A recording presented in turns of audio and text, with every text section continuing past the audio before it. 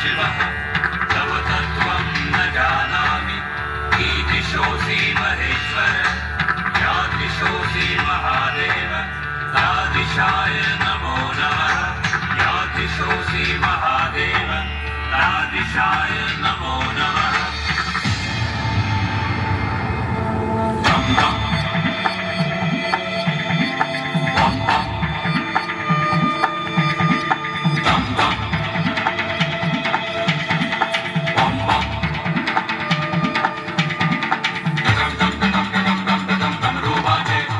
बजा के ताली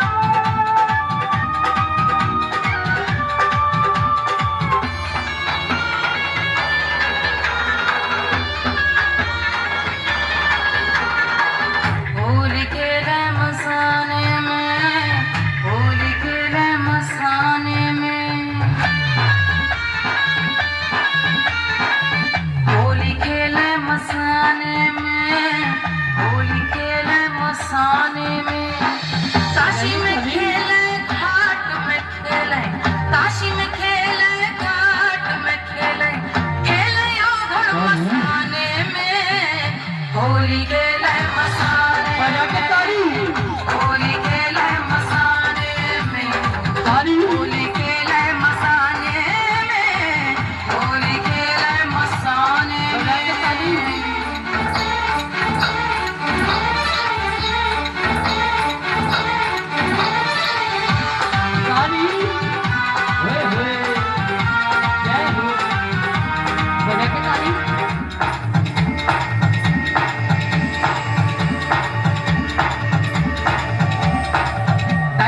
भस्म लगाए शंकर वेश बड़ा अड़भंगा है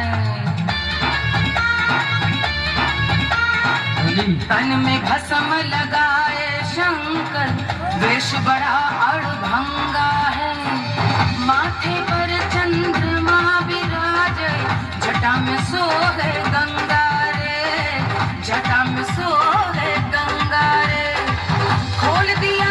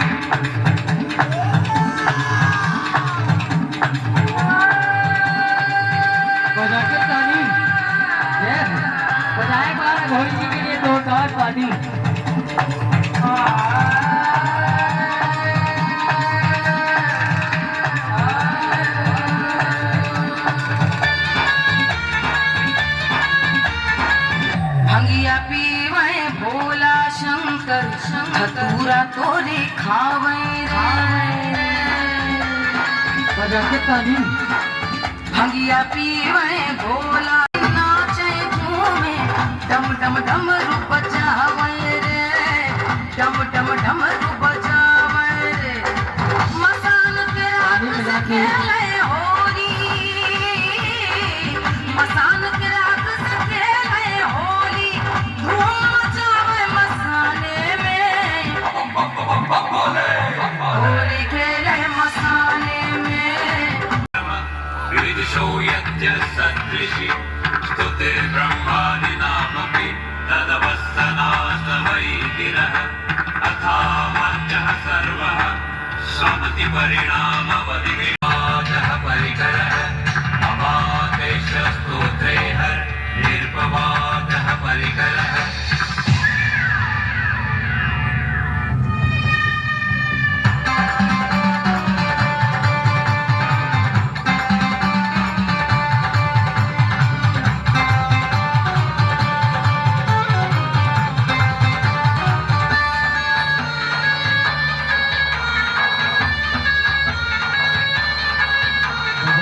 भूत प्रेत परिवार बजे कर गोजर बिच्छू कीरा रे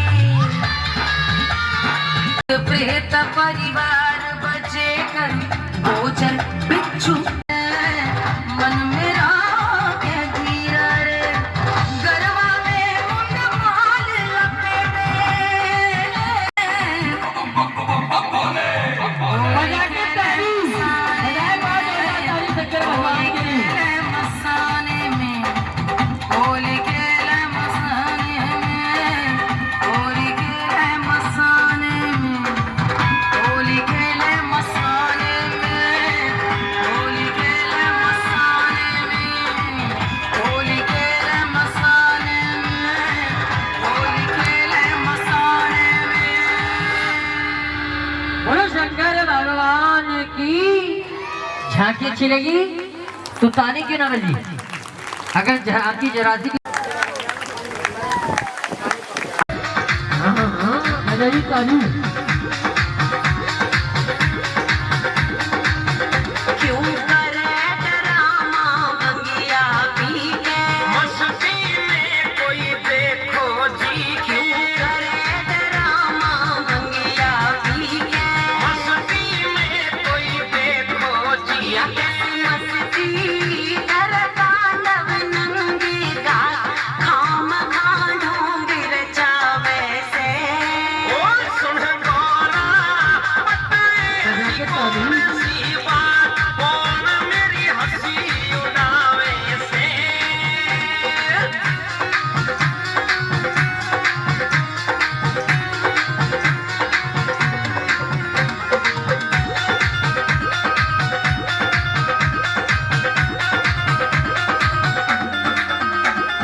पहाड़ों पे कब धूने ऊपर भजन करूं मैं किसमें के डर पहाड़ों पे कब धूने ऊपर भजन करूं मैं किसमें के डर रहता तू भी भंगिया दिन रात ना भूले और बतलावे से मैं सुन गौरा बताए सी कौन सी बात कौन बजा के ताली।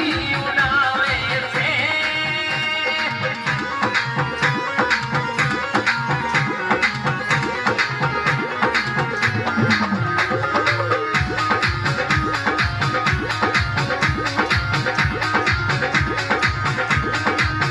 क्यों ना सब दीवों की ढाल रहे से जोहड़ी में इंदर पाल रहे क्यों ना सब दीवों की ढाल रहे से जोहड़ी में इंदर पाल रहे ज्ञानेंद्री और अन्नो शर्मा सा गजब की गाने गावे से ताली।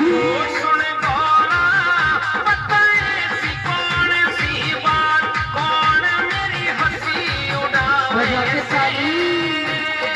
ओए कलाकार कृपया अपने इंस्ट्रूमेंट पे आए।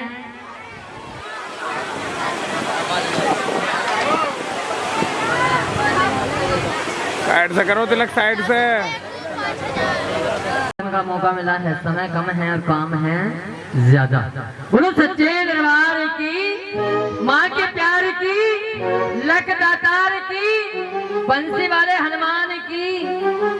किस ने देखा बंसी वाला हनुमान? हाँ, ये लगन है माँ के राम की। बोलो सच्चे दरबार की। हाँ, हंसते रहिएगा क्योंकि हंसते हुए चेहरे मेरी माँ को बड़े अच्छे लगते हैं। बोलो सच्चे दरबार की। आएगा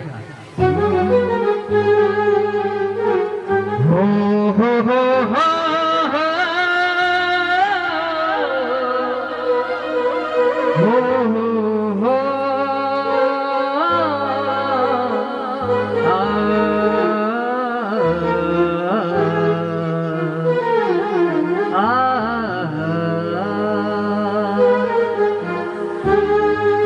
के गुरुर ब्रह्मा गुरुर विष्णु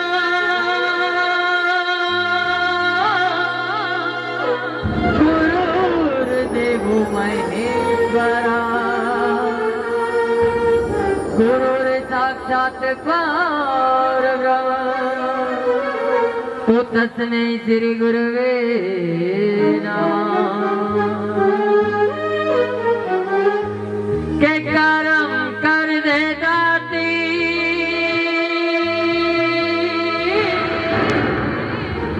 घटा कर जिसकी छाई है। हमें गाने बजाने का बोलने का मौका दिया।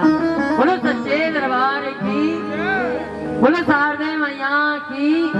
कहते भक्तों आती हैं ऐसी रातें कभी कभी और माँ शेरा वाली से होती हैं बातें कभी। आएगा और कहना है स्वर तो स्वर सजनी बंद न ते श्री में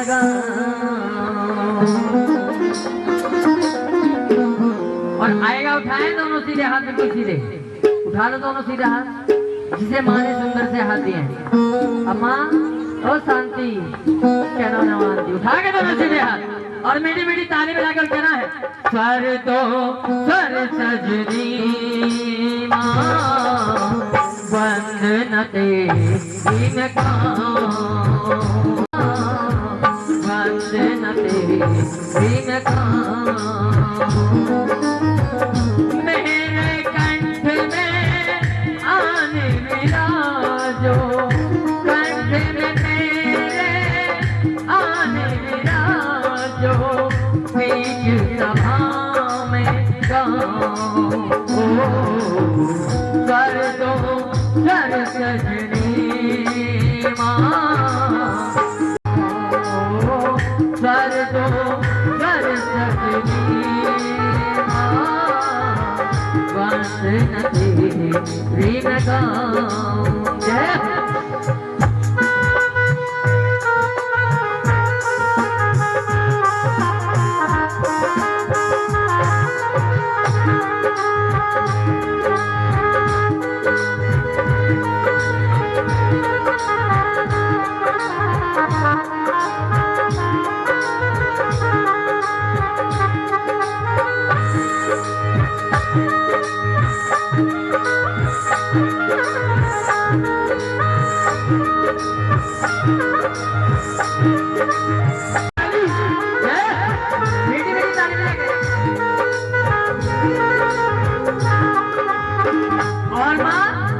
सात सरों का सागर तुम हो, सात सरों का सागर तुम हो, अमृत रस की गागर तुम हो, अमृत रस की गागर तुम हो। कंठ में मेरे आने मिला जो कंठ में जो सरस भरे कल्याणी हो कर दो कर सजनी माँ बंद न तेरी में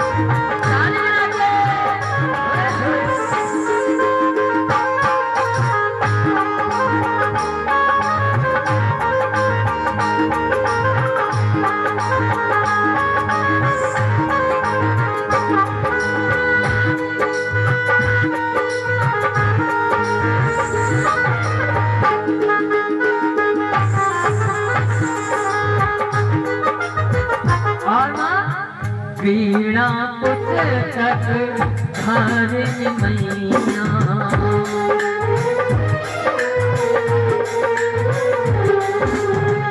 हर नैया की तू ही की भैया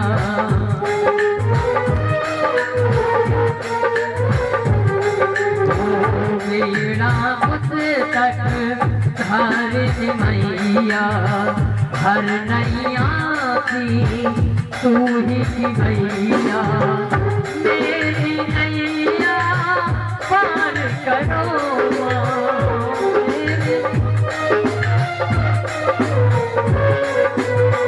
बीच सभा में बनाओ कर दो कर सजनी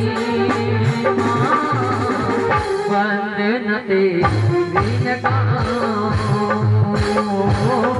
कर दो कर सजनी बंद न तेरी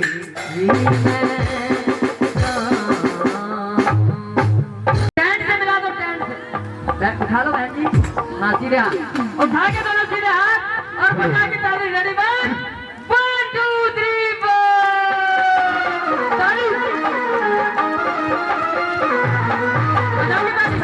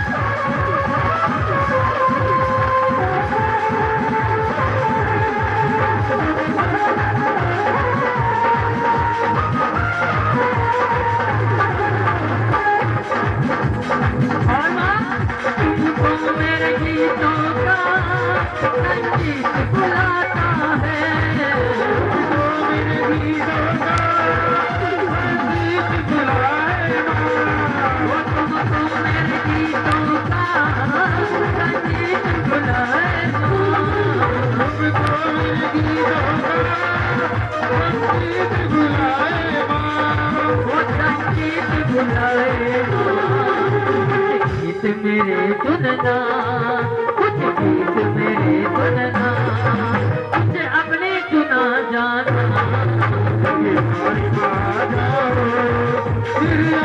चले जाना ताली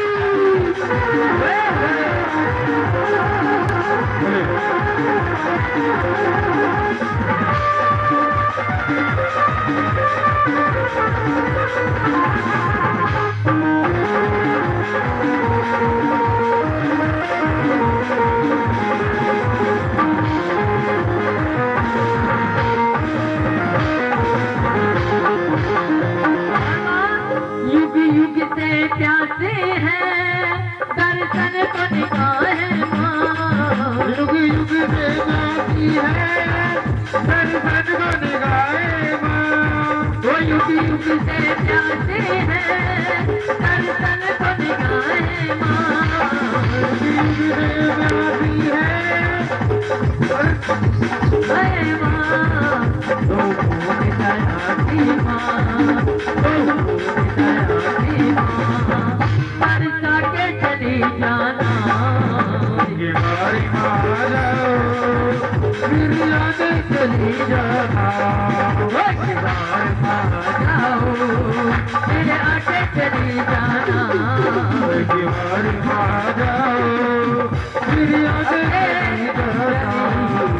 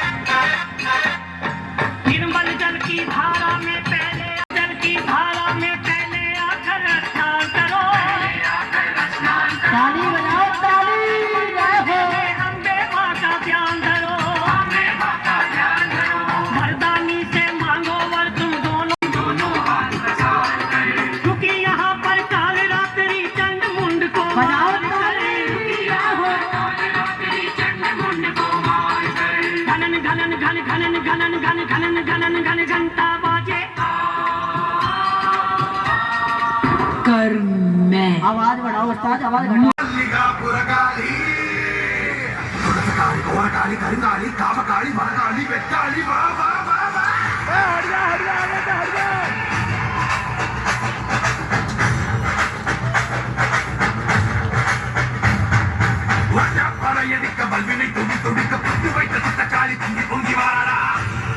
बोलो कालिका मैया की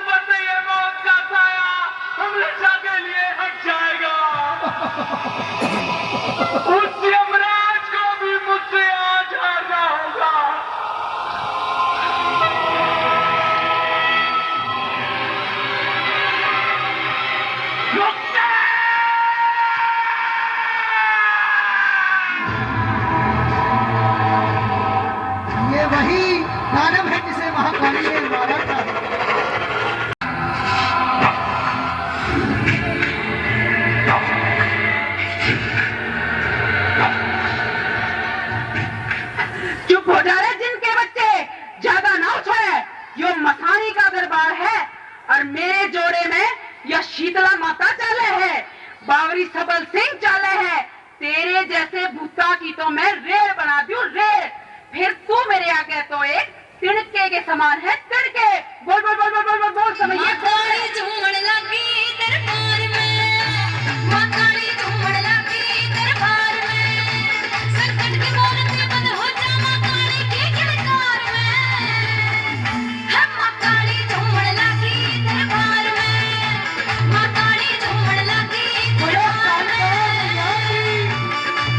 ये वही है कलकत्ता की महारानी कालका।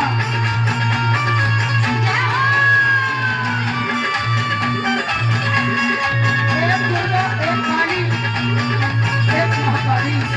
आज घड़ी गुस्से में आरी माँ, आरी माँ, आरी माँ, ले ले नाम बुलाई माँ, ले ले नाम बुलाई माँ। आज घड़ी गुस्से में आरी माँ, ले ले नाम बुलाई माँ। ऊपर उंगली धरके बैठे सारे बहुत कतार में। है माताड़ी झूमण लगी दरबार में, माताड़ी झूमण लगी दरबार में।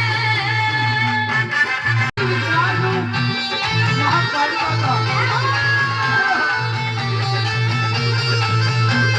नैन क्रोध में लाल है, लाल है जी लाल है, और पूछ रही सवाल है, सवाल है सवाल है। हर नैन क्रोध में लाल है और पूछ रही सवाल है, कौन कहाँ से आया बैठी रूप माँ विकराल में। है माताड़ी झूमण लगी दरबार में, माताड़ी झूमण लगी दरबार में। बोलो कालका मैया की। आइए सही वक्त हम लोग अपने स्थान से खड़े हो जाएं, क्योंकि कहते हैं भक्तों जिस अंगना में काली खेल जाती है उस अंगना के दुख दर्द दूर हो जाते हैं। आइए भी खाली है, आइए सभी से विनती आकर के मैया का आशीर्वाद लें, क्योंकि कहते हैं आज ना जाने ये कालका किसकी बिगड़ी बना दे, किसका सोया भाग जगा दे। इसीलिए सभी से विनती, आओ आकर के मैया के चरण स्पर्श करो और सभी आशीर्वाद लो। सोच विचार कोई ना करे, सिर्फ 2 मिनट का समय, जल्दी जल्दी आए मैया का आशीर्वाद लें।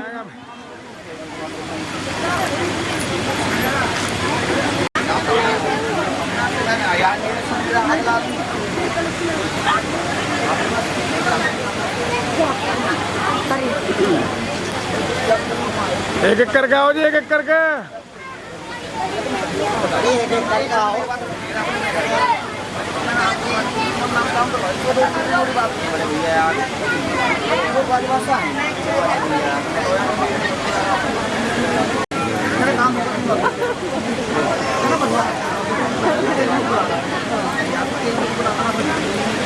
घूम के सामने से आओ, इधर से तो फेस ही ना आएगा।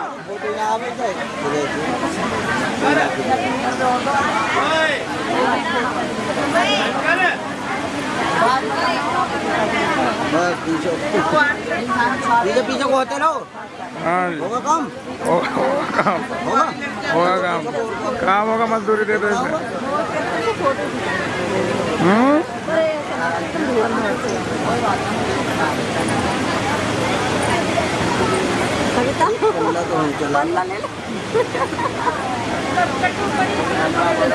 खप्पर मार देंगे काली माता, आराम से कर लो काम को। ये लोग इतनी ठंडा बढ़िया आएगा जब जाएगी। हाँ हाँ हाँ हाँ, दोनों दोनों। किसका किसका गिरगा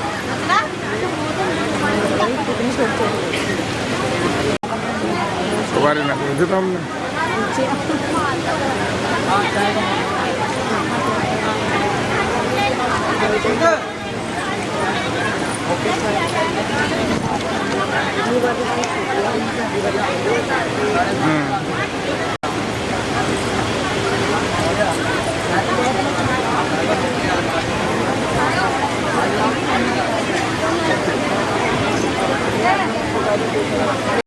ठीक है, अब दो।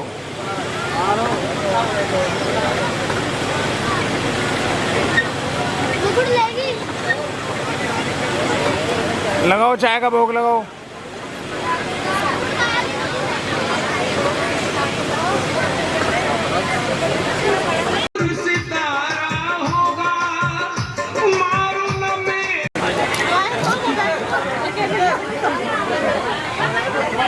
इधर घूम, इधर इधर घूम, इधर।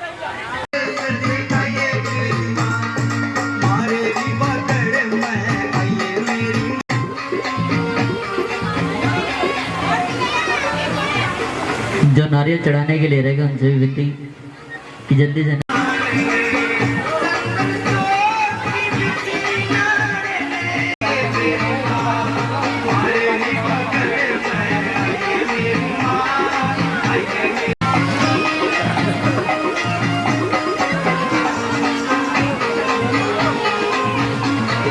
आपसे लेके सुबह तक जागरण वाले आपको देंगे, जो भी कथा में ध्यान से सुनेंगे।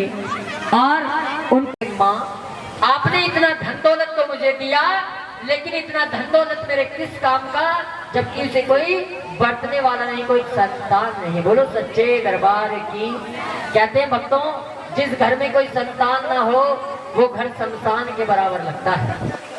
अब भक्तों, राजा से माँ कहती कि राजन, मैं तुम्हें तो उपसंतान का वरदान देती हूँ।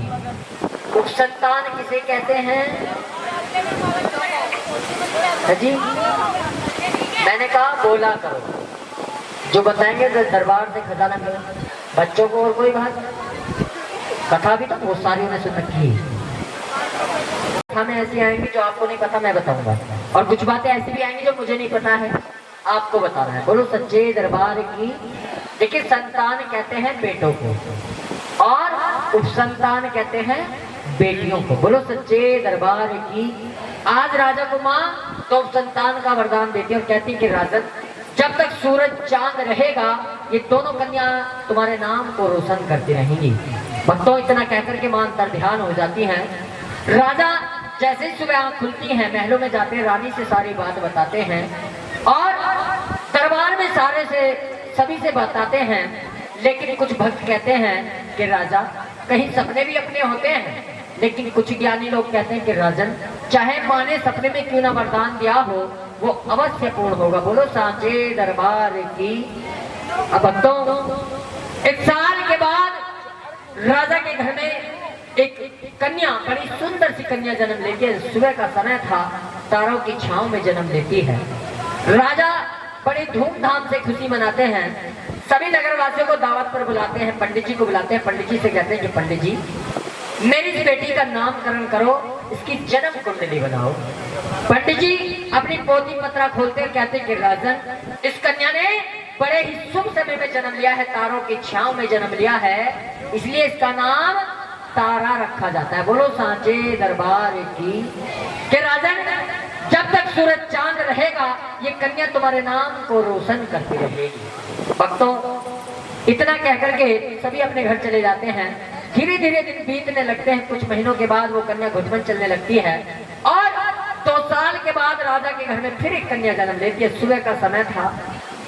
फिर राजा ऐसे ही करते हैं, सभी नगरवासियों को दावत पर बुलाते हैं और पंडित जी को बुलाते हैं। पंडित जी से कहते हैं कि पंडित जी, मेरी इस कन्या का भी नामकरण करो, इसकी भी जन्म कुंडली बनाओ। अब भक्तों, जैसे ही पंडित जी अपनी पोथी पत्रा खोलते हैं, उस बेटी का नामकरण नजर हाँ बोला करो, क्योंकि मुझे भी पता चलता रहेगा कि कथा समझ में आ रही है। कथा समझ में आ रही? हाँ, जान आ रही हो तो बता देना, मैं चला जाऊंगा अपने घर पे। बोलो सच्चे दरबार की। अब पंडित जी परेशान हो जाते हैं, बड़े चिंता में डूब जाते हैं। राजा कहते हैं कि पंडित जी, ऐसा क्या है इसके भाग्य में जो आप इतने चिंतित हैं? देखिए भक्तों, हमारे हिंदू सनातन धर्म में एक पुस्तक ऐसी हुई है, ध्रुव संहिता। कुछ ज्ञानी लोग उस पुस्तक में पढ़ करके इंसान के पिछले 3 जन्मों का हाल सुना देते हैं। कहते हैं पंडित जी, आज पंडित जी ध्रुव संहिता की पुस्तक को खोलते हैं। राजा से कहते हैं कि राजन, इस कन्या के पिछले 3 जन्मों की कथा मैं आपको सुनाता हूँ। ये कन्या पिछले 3 जन्मों से श्रापित है।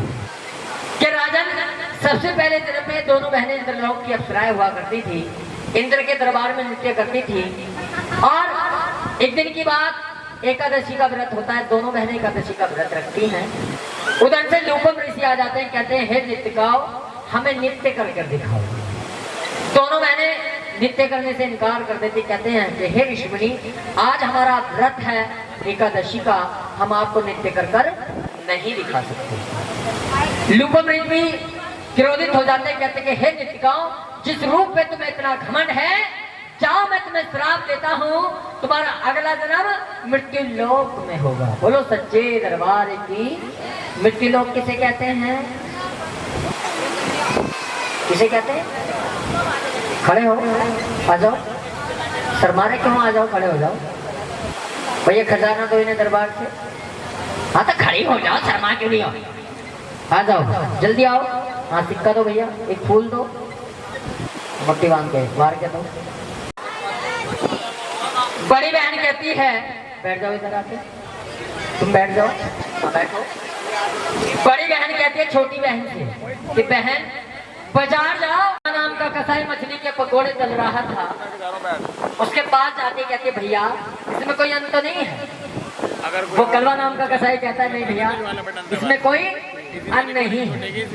कहती भैया एक डोंगा मुझे खाने के लिए दे दो और एक डोंगा पैक कर दो। ना खा लेती है, भूख लग रही थी, और एक डोंगा लेकर के अपनी बहन के पास पहुंच जाती है। बहन से कहती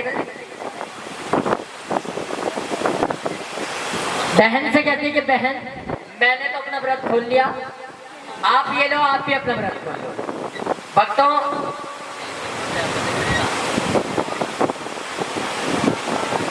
बड़ी बहन जैसे इस डोंगे को खोलती है, देखती क्या है, मांस के टुकड़े उसमें रखे थे, मांस की दुगंध आ रही थी, मछली के पकोड़े रखे रहे थे, हाथ से छोड़ देती है। कहती है हे पापनी नीचनी तूने ये क्या किया?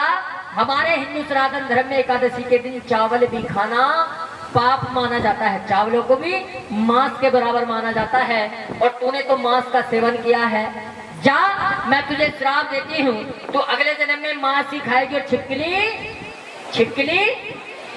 छिपकली क्या खाती है? रसगुल्ले। कभी मगर तुम्हारे यहाँ रसगुल्ले खाती हूँ? हाँ, छिपकली कीड़े मकोड़े खाती है। हंसते रहिएगा। बोले सच्चे दरबार के छिपकली, हमने जो तुझे श्राप दिया हम उसे वापस तो नहीं ले सकते, लेकिन हम तुझे वरदान देते हैं तेरा अगला जन्म जो होगा बड़े ही ऊंचे घर में होगा, लेकिन जाना पड़ेगा तुझे भीलों की नगरी में, क्योंकि श्राप दे दिया है पहले। ये कथा कौन किसको सुना रहे हैं?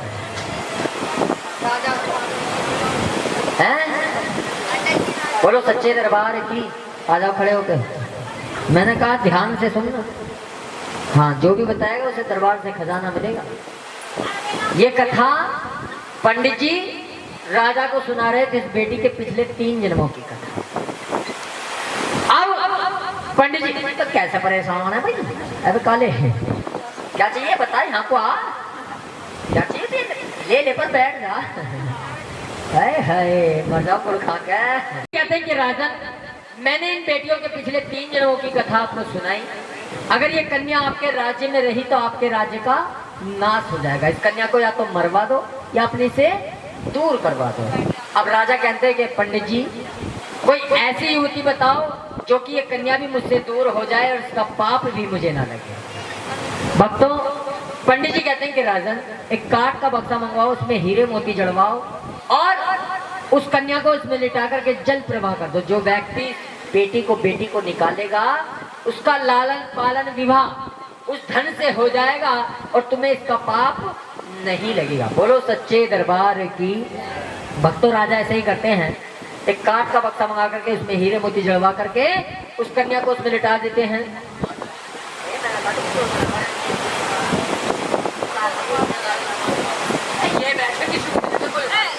नदी किनारे पहुंच जाते हैं उस कन्या को जल प्रवाह करने के लिए, और जैसे ही राजा उस बेटी को बहाने के लिए चलते हैं, राजा की आंखों से आंसू बहने लगते हैं। राजा फूट फूट कर रो रहे हैं और पंडित जी राजा को समझा रहे हैं कि राजन तुम रोते क्यों? ये तो विधि का विधान है, विदा होना था।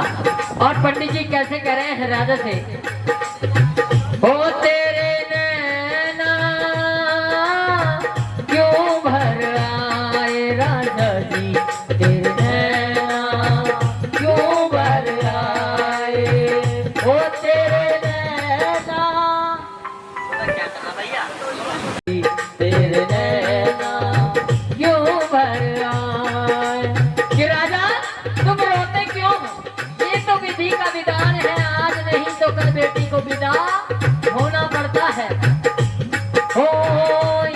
दुनिया में दो ही गरीब हैं, एक बेटी एक बहना। बहना ओ राजा, एक बेटी एक बहना। हो हाथ पकड़ कर दी जिसके संग, उसके संग ही रहना राजा, उसके संग ही रहना ओ राजा, उसके संग ही रहना। हो छोड़ के एक दिन बाबुल का घर, छोड़ के एक दिन बाबुल का घर, एक ना एक दिन जाए तेरे नैना क्यों भर आए राजा जी, तेरे नैना क्यों भर आए राजा जी, तेरे नैना क्यों भर आए। क्या तो सच्चे दरबार की भक्तों। हाँ, समय का भी भाव देखना मुझे पहले बता दिया टाइम। राजा उस कन्या को जल प्रवाह कर देते हैं और वो बक्सा बहता बहता काशी नगरी के घाट पर पहुंच जाता है।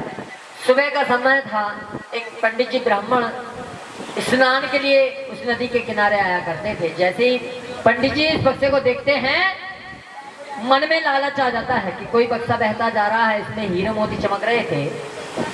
उस बक्से को निकालने के लिए उस नदी में कूद जाते हैं, लेकिन जैसे उस नदी में कूदते हैं वो बक्सा उनसे दूर होने लगता है। क्यों? क्योंकि इस बेटी को श्राप है भीलों की नगरी ले जाने का। अब पानी आ जाता है, पंडित जी बाहर निकल आते हैं, सोचते कहीं ऐसा ना हो इस बक्से के चक्कर में तेरी पूर्णमासी हो जाए। बाहर निकल आते हैं और देखते क्या है कि दूर एक भील नजर आता है। भील को आवाज लगाते हैं, कहते हैं भील, सामने जो बक्सा बहता नजर आ रहा है इसे निकाल कर लाओ। जो भी इसमें बाहर का धनमाल है वो मेरा और जो अंदर धनमाल है वो तुम्हारा। पंडित जी बड़े चतुर थे, क्योंकि बाहर तो देख लिया कितना धनमाल अंदर पता नहीं है नहीं। अब भील जैसे इस बक्से को निकालने के लिए चलते हैं, वो बक्सा अपने आप उस भील की तरफ खींचा चला जाता है।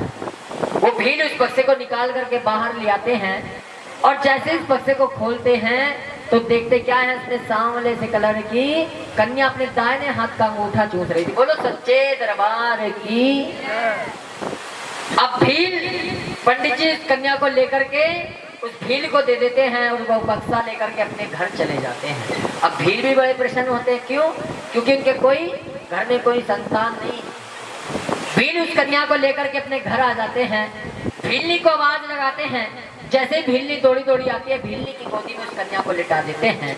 अब भीलनी कहते हैं, स्वामी ये कन्या किसकी चुरा कर लाए हो, किसकी उठा कर लाए हो? भील कहते हैं कि मैं कन्या किसी की चुरा कर नहीं लाया, ना ही उठा कर लाया हूं, ये तो हमें गंगा मैया ने दिया। बोलो गंगा मैया की जय। सारा दृश्य भीलनी को बताते हैं। भीलनी भी बड़ी प्रसन्न होती है और माँ का बार बार धन्यवाद करती है। धीरे धीरे उस बेटी का लालन पालन होने लगता है। एक दिन की बात, भीलनी कहती है भील से, स्वामी आपने इस बेटी का नामकरण तो कराया नहीं। कहते हैं भक्तों, जब शादी होती है और घर में बच्चे ना हो तो पति और पत्नी आपस में कैसे नाम लेते हैं जब तक बच्चे ना हो? कैसे लेते हैं? एजी और बोला करो। हाँ एजी ओजी तो कहे, लेकिन आजकल का फैशन हो गया। हाँ क्या आजकल का फैशन भी हो गया है। बंटी जी तेरा यहाँ ना, अच्छा तुम नहीं लेती है? बोलो सच्चे दरबार की। अब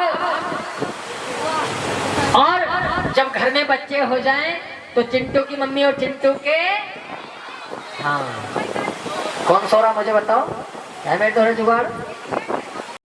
अब भक्तों भील पंडित जी के घर जाते हैं। पंडित जी से कहते हैं कि पंडित जी जो हमें कन्या मिली थी इसका नामकरण कर दो, इसकी जन्म कुंडली बना दो। अब पंडित जी को तो पहले ही भतेरा धनमान मिल गया, वो किसी के घर क्यों जाए?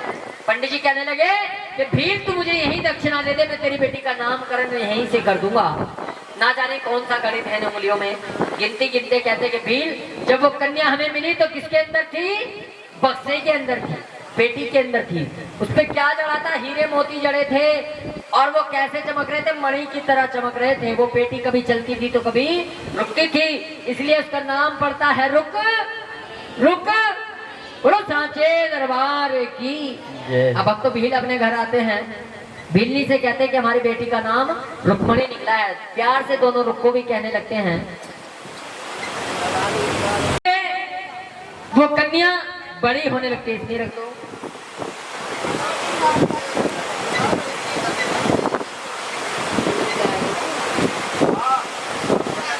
और उधर तारा भी बड़ी होने लगती है। भक्तों, जब बेटी जवान होती है, बड़ी होती है, विवाह योग्य होती है, तो सबसे पहले चिंता किसे होती है? किसे होती है? माँ को। हाँ, बाप तो बेकार है, बेचारा कमा कमा के हार रहा। माँ बाप को दोनों को होती है, लेकिन वाकई में माँ को ज्यादा होती है, माँ को ज्यादा होती है। बोलो सच्चे दरबार की। उधर तारा का विवाह हरिपुर नगरी में राजा हरिश्चंद्र से हो जाता है। इधर रुक्मणी की माँ कहती है कि स्वामी, अपनी बेटी जवान हो गई, इसके लिए कोई अच्छा सा घर, सुंदर सा वर ढूंढो और इसका विवाह कर दो। भक्तों, आज वो भील उसी हरिपुर नगरी के एक भीलों की नगरी में एक भील से, क्योंकि कन्यादान की थाली, पैसे, साड़ी वगैरह किसी गरीब की बेटी की शादी में ही दिए जाते हैं। आप बैठ जाओ, आप ले जाओ, सबके पास छुआ माथे से। हाँ भैया, तुम चालू करो। रेडी 1 हाँ।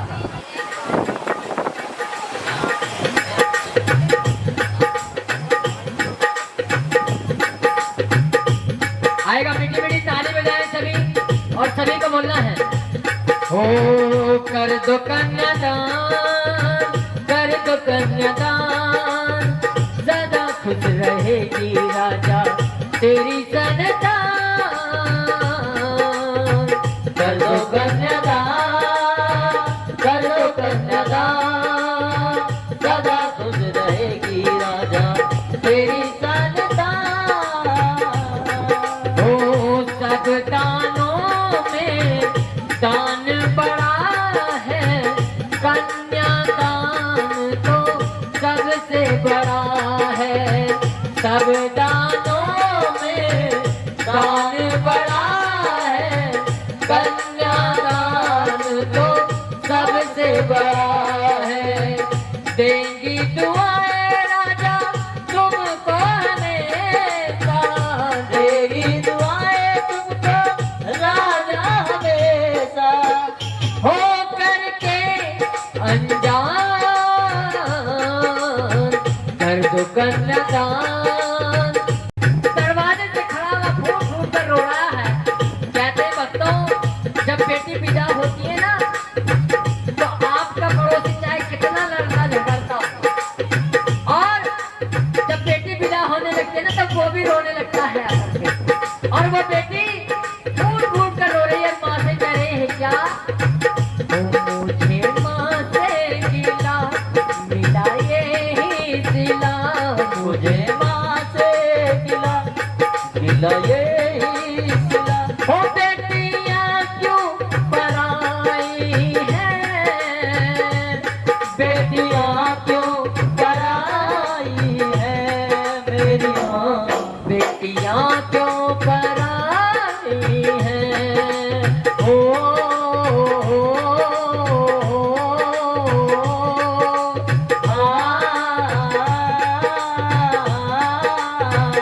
और वो बेटी कहती कि माँ, जिस आंगन में मैं खेली कूदी जवान हुई बड़ी हुई, आज वो आंगन भी मुझे पराया सा क्यों लगने लगा है माँ। ओ खेली कूदी मैं जिस आंगन में, वो भी अपना पराया चला गे, वो भी अपना पराया चला गे। ओ ऐसा दस्तूर क्यों है माता, चोर किसका चला इसके आगे, चोर किसका चला इसके आगे। वो एक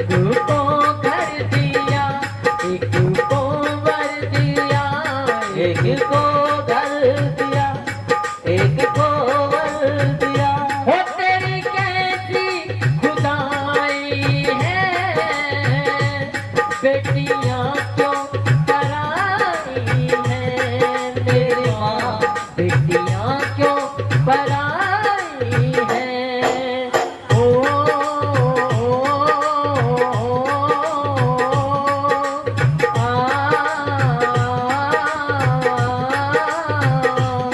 बेटी कहने लगती है माँ से कि माँ, मैंने आज तक जो भी बाबुल से मांगा, आपने देखा होगा बच्चों, पिता की चाहे 1 रुपए की गुंजाइश हो उस बेटी की शादी में खर्च करने के लिए, लेकिन वह पिता 100 रुपए खर्च करने के लिए तैयार रहता है। क्यों? क्योंकि जिससे कि उसकी बेटी सदा सुख रहे, खुशी रहे, वो परेशान ना हो।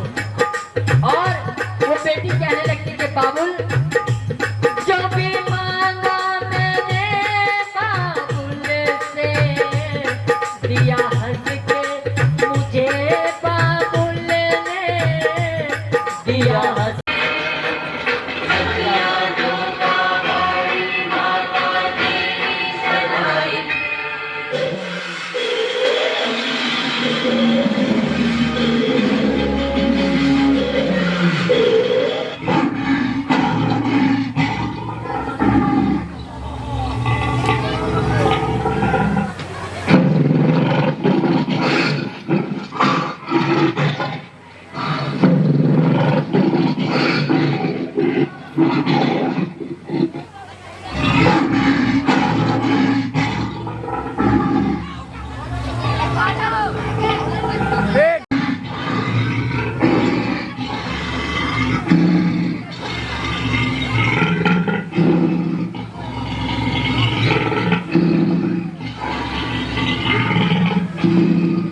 पहले खा के चुप हो गए।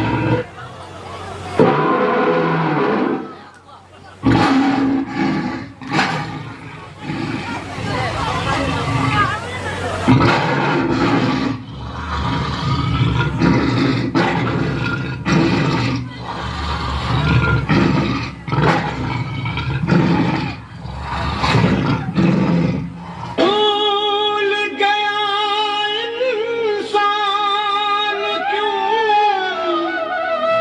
जो भी जग में आया है, अरे नाम भी माँ का जप ना सका तो फिर क्या खाक कमाया है।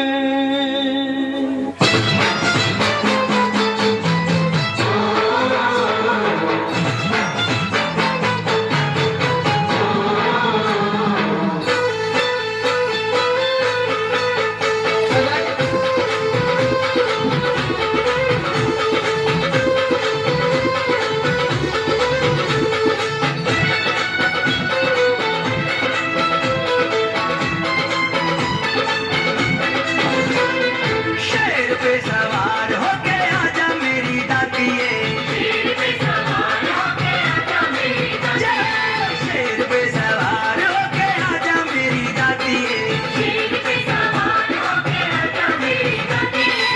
सोया मेरा भाग, सोया मेरा भाग, जागा जा मेरी दातिये, शेर पे सवार होके आजा मेरी दातिये, ओ शेर पे सवार होके आजा मेरी दातिये।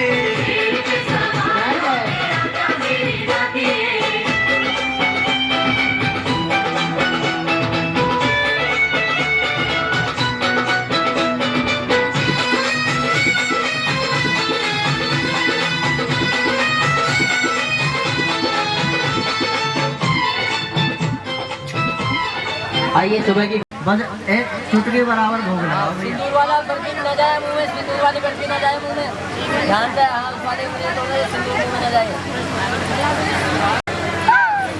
भैया सभी से विनती, आकर के मैया का तिलक चंदन करें, मैया को भोग लगाएं। तुषार घूम ले थोड़ा सा।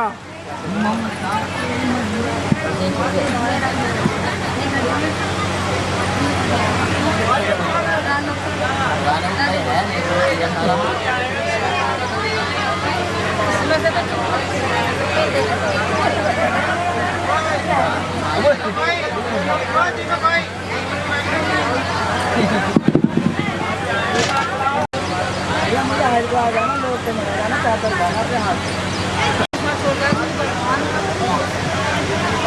क्या बता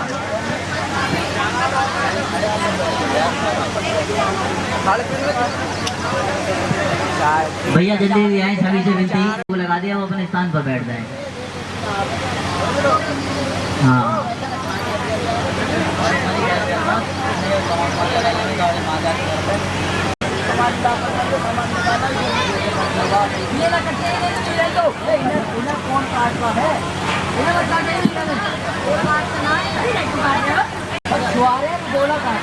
एक फिर इधर को हुए जा रहा, मैं मान नहीं रहा।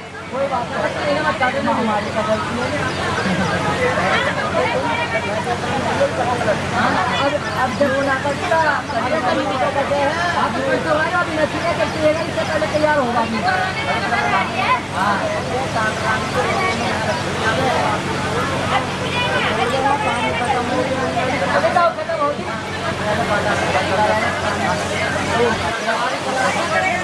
हो गई खत्म। सास बीमार पड़ जाती है और काम पर नहीं जा पाती। अब रुक्मण कहते कि माँ जी आपकी जगह मैं चली जाती हूँ, लेकिन रुक्मण की सास मना करती है कि बेटा नहीं नहीं शादी हुई है, लोग क्या कहेंगे, नहीं नहीं बहू से काम के लिए कह रही है। लेकिन रुक्मण समझदार थी कि माँ जी अगर मैंने ही आपकी जगह कही काम पर तो रुक्मण रानी क्या सोचेंगी ना जाने, गुस्सा होकर हमें क्या दंड दे देंगे। इसलिए आज रुक्मण रानी के महलों में साफ सफाई के लिए जाती है, सारा दिन काम करती है और जैसे समय होता है शाम को घर वापस आने का, रानी के महलों से आवाज आ रही थी ढोलक छेनों की, एक तेज रोशनी नजर आ रही थी। आज रानी के कक्ष में पहुंच जाती है, लेकिन कक्ष के दरवाजे के बाहर बैठ जाती है, पूरी रात जागरण सुनती है और बैठी बैठी न जाने कब सो जाती है। जैसे ही समय होता है प्रसाद बंटने का, रानी सबको प्रसाद बांटती है। जैसे ही बाहर आती देखती क्या है कि दरवाजे पर कोई स्त्री बैठी सो रही है। उससे पूछती कि बहन तुम कौन हो और दरवाजे पर क्यों बैठी हो। लेकिन रुक्मण बताती है कि हे रानी साहिबा मैं जात से एक भिल्ली हूँ, इसलिए आपके कक्ष में नहीं आई, लेकिन आपके कक्ष में ये क्या हो रहा था। रानी बताती कि मेरी माँ का जगराता हो रहा था। रुक्मण पूछती है कि जगराते से क्या लाभ मिलता है। रानी बताती है कि माँ